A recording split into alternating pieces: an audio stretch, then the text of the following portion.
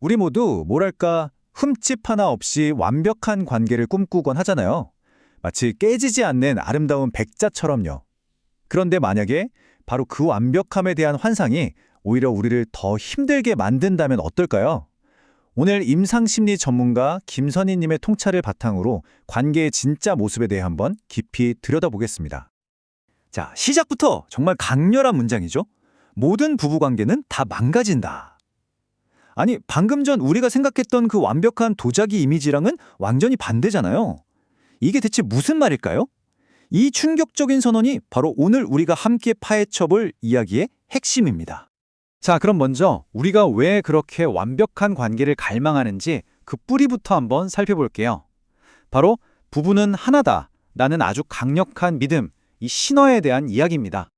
이 믿음의 중심에는 일치강박증이라는 심리학적 개념이 자리 잡고 있어요. 말 그대로 사랑하는 사람과 정말 완벽하게 하나가 되고 싶어하는 본능적인 열망인 거죠. 근데 문제는 이 열망이 너무 커지면 정말 사소한 의견 차이에도 우린 안 받나 봐 하면서 불안해진다는 거예요. 물론 관계 초반에는 이 하나가 된 느낌이 정말 엄청난 행복감을 주죠. 뭐랄까 꼭 헤어졌던 내 반쪽을 다시 만난 것 같잖아요.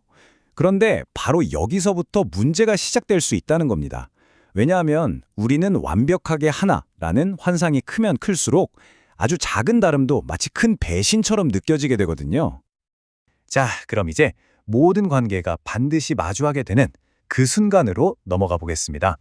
우리는 하나라는 환상이 산산조각 나는 바로 첫 번째 균열의 순간이죠. 첫 싸움은요, 이게 그냥 의견 다툼이 아니에요.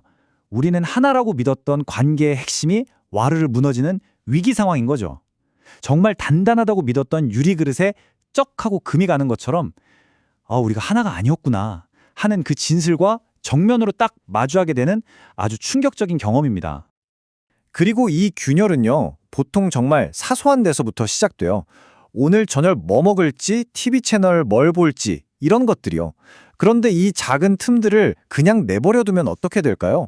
이게 점점 더 깊어지고 넓어져서 결국에는 모든 일에서 부딪히는 그야말로 장미의 전쟁으로 번질 수가 있다는 겁니다. 바로 이 지점에서 김선희 임상심리 전문가가 아주 파격적인 아이디어를 제시합니다. 관계가 깨지는 게 실패의 신호가 아니라는 거예요.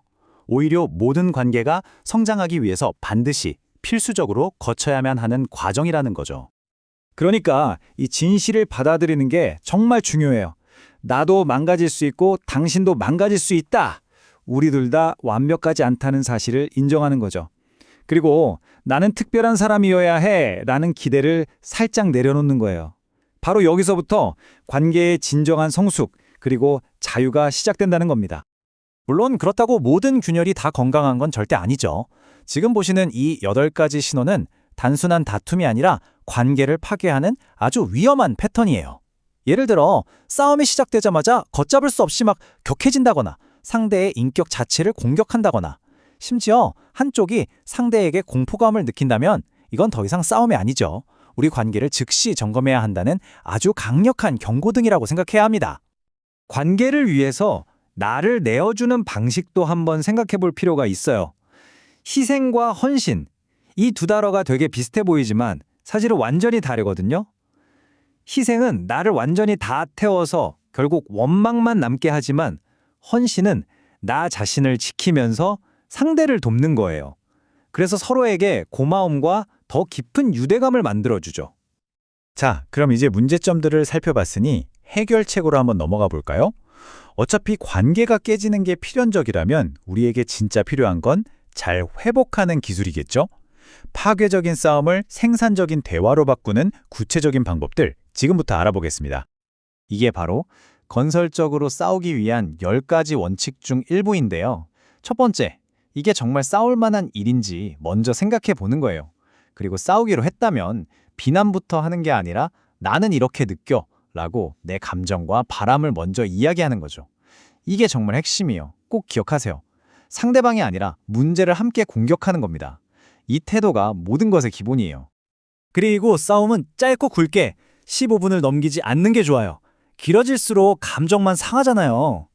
그리고 이건 어쩌면 가장 중요한 원칙일 수도 있겠는데요. 싸운 뒤에 각자 감정을 가라앉힐 냉각기를 갖는 거예요.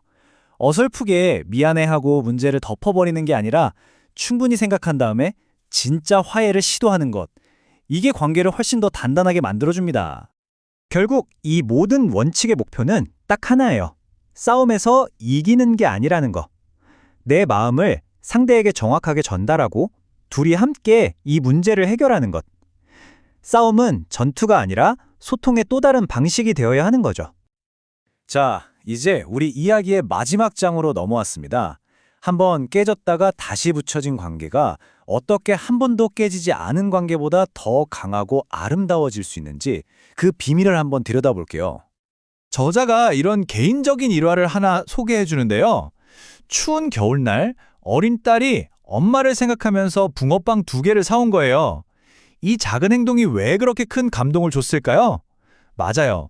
사랑은 그냥 마음속에만 있는 감정이 아니라 이렇게 구체적인 행동으로 표현될 때 진짜 힘을 발휘하기 때문이죠.